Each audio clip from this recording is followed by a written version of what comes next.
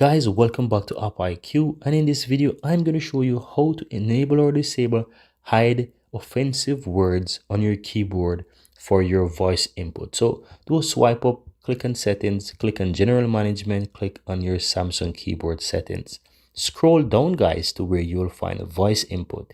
Now once you're there, first thing, if you have the Google Voice type in enable, you want to switch this back to your Samsung voice input, right? Because that's where the settings is.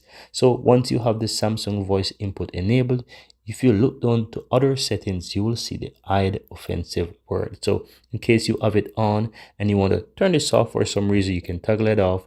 Or in case you have it disabled and you're seeing these offensive words and you want to get rid of them, you can enable that feature. I would say by default, this is on to hide those potential offensive words with an asterisk.